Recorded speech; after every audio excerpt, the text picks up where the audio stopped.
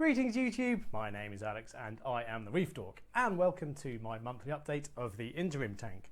Now this is a 6-month update, so hopefully I've made a little bit of progress, and today I will tell you as always about equipment, livestock, parameters and future plans. There are links to the start times of all of those sections in the description so you can skip between each two, but for now let's get straight into equipment.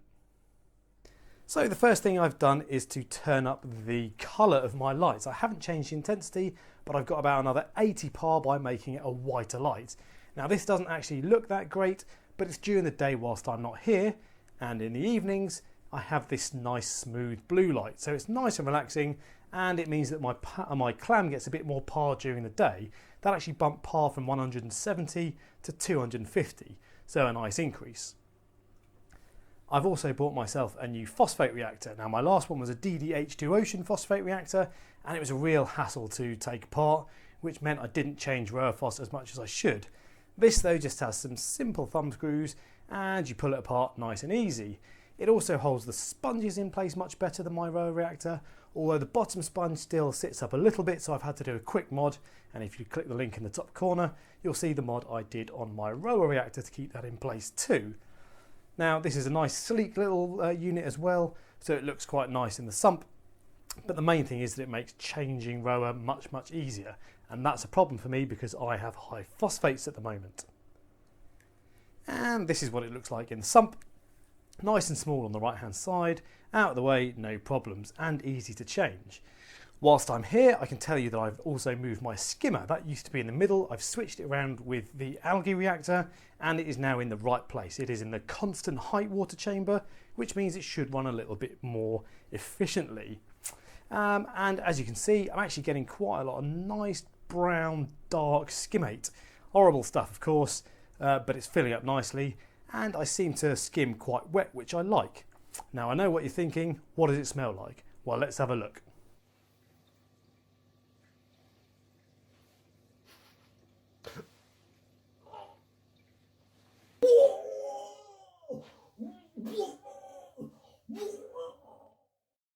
So yeah, it doesn't smell very nice. And speaking of things that don't smell very nice, I've also changed my filter sock just to show you this is what 2 weeks worth of crud looks like, and that tells you that that thing is doing a job. Well done, filter sock. And the last piece of equipment that I've got is a phosphate reactor. This is a Hannah checker. It's really easy to use. I'll just show you a dry run. You turn it on, put a bit of aquarium water in there, press the button and it calibrates it, and then you take the tube out again, apply a bit of reagent, it's just a bit of powder, chuck that in there, leave it for a few minutes and it gives you the result. Now this is a really useful bit of kit, there's a link in the description, and it just makes life easier, and it also means that you don't have to worry about looking at the colour changes yourself, so you get an accurate reading. So next up I'm going to tell you about livestock. Now there have been a couple of additions, but the main focus of this unfortunately has been problems. For the first time in 6 months I've started to get a few issues, and it had been pristine and pest free until now, but not so anymore. So I'm going to talk you through what's happened and what I've done to fix it. So this is what my tank looked like last time round. This is about a month or so ago, and my acans were looking okay, but a little bit sad. However, since then things have gone downhill, and now they look a lot like this. So the one at the front is completely shot, the one on the left is more or less gone, and the one at the back is actually doing all right. Now what caused this was metals, it turned out. I did an ICP test, which I'll come on to later, and I found that I had rust in my tank. And that meant that my acans died, or certainly one of them did, another one is really suffering, and also the only bit of SPS I had died as well. That was a little Montipora setosa. This is it looking a little bit sad after a week or so, and then it completely went downhill in the space of a fortnight really, and it ended up looking like this. So there it is, that's just algae on it, no colour, it's completely dead. So I needed to find the culprit, and here is the culprit. It is an impeller from my RoaPhos reactor, my old pump for the RoaPhos reactor. Now, I went through the entire tank and pulled out anything that was metal, pulled it apart to see what had rust on it, and it turned out to be the last thing I checked, sod's law of course. But I wouldn't have known this if it weren't for my ICP test, so that's a really useful thing. Now when it comes to removing metals, there are a couple of ways you can do it. I chose to use that white sponge in the middle there, which is polyfilter. I also did a large water change, but the polyfilter did a really good job. It pulls out basically everything, ammonia, all sorts, but mainly it pulls out metals, and that's what it did. And they actually change colour to show you what metals they're pulling out. Here's a before and after. So the white one, of course, is brand new, and the red one is the old one after a couple of weeks. Now, red shows that it has aluminium, and I suspect that it also pulled out all sorts of other things as well. But there we go. It obviously did a very good job. However, that was not my only problem. As you can see now, I discovered Aptasia as well. Now, this is just on a frag rack, so it's isolated.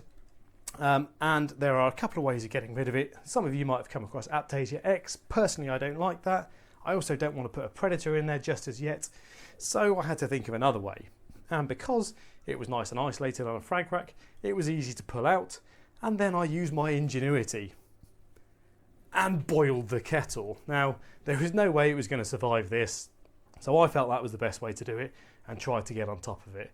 Now, that one is definitely dead, but unfortunately there is no such thing as one Aptasia, and actually I saw another one about a week or so later that again I managed to remove, but I suspect this might be the start of a long-running battle.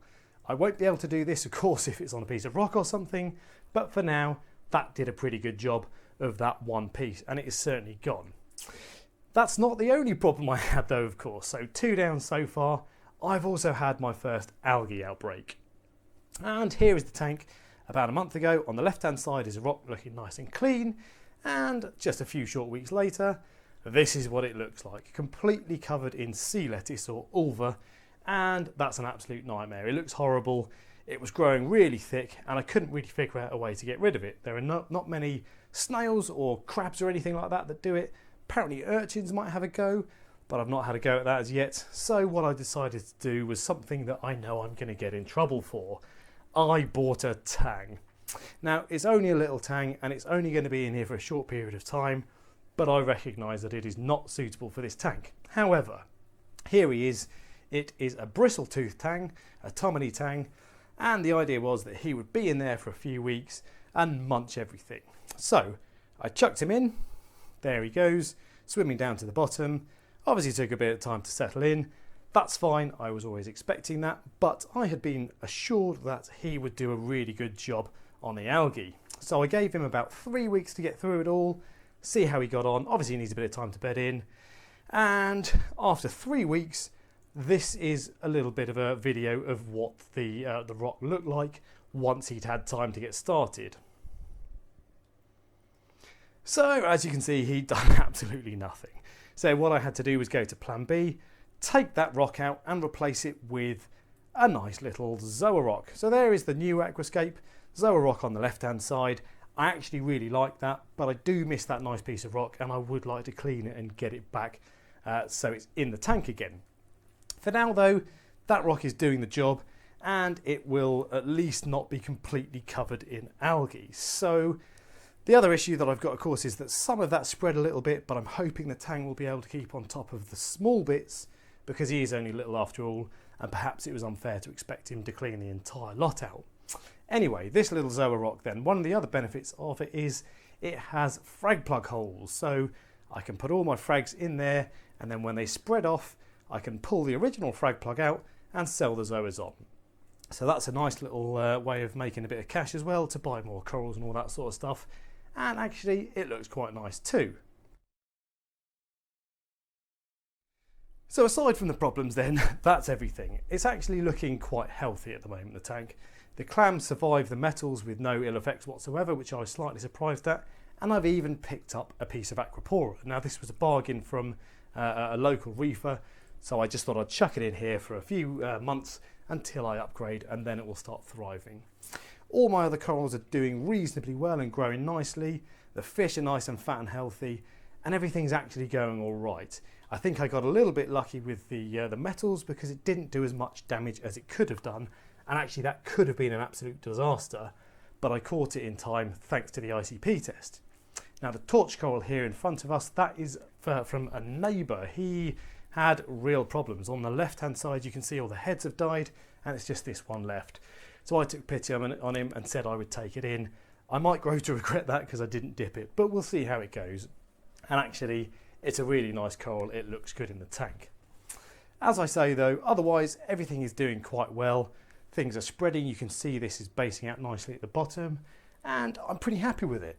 The whole point of this tank was to grow out a few zoas and spread a few things so I can chuck them straight into my tank and get a head start when I do an upgrade.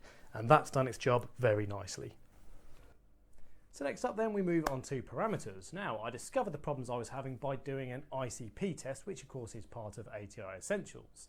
So what I'm going to do today is talk you through the ICP test, tell you what it shows you and tell you what it showed me about my tank. So when you get the results from your ICP test, you go onto the website and it brings up this dashboard. It shows you RO test results and it also shows you your saltwater test results. I'll start with the RO. There's not an awful lot to tell you about this. I think there was a little bit of sulfur in there, but basically it's everything on the left hand side should read 0. Now the further you go down, the better it gets for me. There were one or two little things at the top, but nothing of real concern, and I've got 3 DI resin pods on my RO filter, so it should be pretty good. More interestingly though is the saltwater test. Now when you go into this it gives you a percentage, so my percentage is 88, and it also tells you the things that are wrong. So you've got the levels on the left hand side that I've got and it tells you whether they're too high or too low. Now most of my stuff was more or less right. I had a bit too low boron, a bit too low iodine, but the main things were all the metals. Weirdly aluminium is very high, but that doesn't seem to be a problem, but the things like tin, zinc, vanadium and so on were high, and that is what alerted me to the problem with metals. So this is a really useful test and I will be using this quite regularly from now on. I'll do another one in a couple of weeks time to make sure I've got rid of the metals, then I'll try to bed in and do them every 3 months because actually it is quite expensive, but a thoroughly worthwhile exercise. So finally we come on to future plans. Now in terms of this tank we're more or less there. There's going to be 1 or 2 small additions I suspect, but nothing major. And my attention is starting to turn to my upgrade, and what I want to do is test the lighting. So at the moment I just have one Kessel A360 and I want to supplement that with a couple of T5 tubes. So I'm going to be making a hybrid system in the next couple of weeks and I'll see what that looks like. That will go live on the main tank on my upgrade, and that will be over a 4-foot tank, so I just need to figure out how to do it. So look out for that next time, along with perhaps a couple of other tweaks as well. That's it for this month's update. Thanks for watching, and if you enjoyed the video, give me a thumbs up and subscribe for next month's update. And until next time, I have been the Reef Dork. Thank you, good night.